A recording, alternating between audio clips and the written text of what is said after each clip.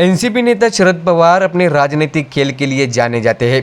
राजनीतिक खेल में कब क्या चाल चलनी है, इसका सबसे बड़ा उदाहरण शरद पवार साहब है। हाल ही में उन्होंने अजित पवार के साथ गए एनसीपी के बड़े नेता पर ऐसा तंज कसा है कि अजित पवार भी समझ नहीं पाए कि शरद पवार अब कौन सी चाल चलने वाले हैं। दरअसल कोल्हापुर की बैठक में शरद पवार ने किसानों की समस्या, युवाओं की बेरोजगारी की समस्या, महंगाई की समस्या, मणिपुर की समस्या और केंद्रीय एजेंसियों की कार्रवाई पर जोरदार टिप्पणी की।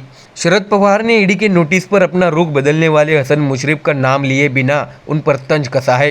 दरअसल आपको बता दें कि शरद पवार ने कहा है कि मणिपुर की घटना पर सरकार चर्चा के लिए तैयार नहीं है। सरकार महिलाओं की सुरक्षा के लिए तैयार नहीं है। ऐसी सरकार को सत्ता में बैठने का कोई अधिकार नहीं है। साथ ही उन्होंने बीजेपी पर निशाना साधते हुए कहा कि पूरे देश में केंद्रीय एजेंसियों का गलत उपयोग किया जा रहा है। एनसीपी नेता अनिल देशमुख के खिलाफ मामला दर्ज किया गया और उन्हें 14 महीनों तक अंदर रखा गया, पर उन्होंने अपना रुख नहीं बदला। सामना के संपादक संजय राउत लिखते हैं और आलोचना करते हैं, इसलिए उन्हें भी अंदर कर दिया गया। शरद पवार ने कहा कि नवाब मलिक को इसलिए अंदर किया गया क्योंकि वह केंद्र सरकार की आलोचना कर रहे थे। शरद पवार ने आगे ये भी कहा कि ईडी का यह नोटिस मुझे विधानसभा चुनाव से पहले मिला। उन्होंने कहा कि ईडी के अधिकारियों ने उन्हें कल आने के लिए कहा, लेकिन उन्होंने कहा कि मैं उसी वक्त उनके साथ जाने के लिए तैयार हुआ, लेकिन तभी पुलिस घर आई और मुझसे हाथ जोड़कर उन्होंने न आने का अनुरोध किया।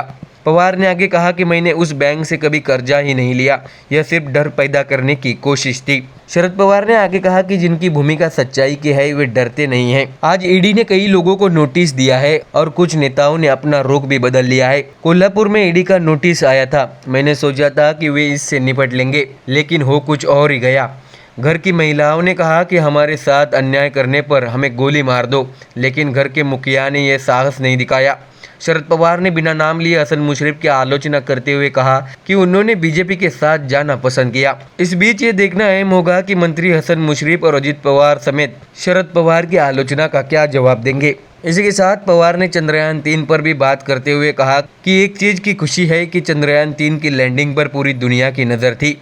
देश के विशेषज्ञों द्वारा एक ऐतिहासिक कार्य किया गया। जवाहरलाल नेहरू ने इसरो की स्थापना में भूमिका निभाई। इंदिरा गांधी, अटल बिहारी वाजपेयी, अब्दुल कलाम और नरेंद्र मोदी के प्रयासों से इसरो आज दुनिया का सबसे महत्वपूर्ण संगठन बन गया है। शरद पवार ने कहा कि विक्रम साराभाई, होमी भाभा, सतीश धवन जैसे कई नामों ने इसरो में योगदान दिया है। तो देखा आपने शरद पवार ने कैसे पार्टी बदलने वाले अपने ही नेता पर निशाना साधा है। Bureau report, MDR news.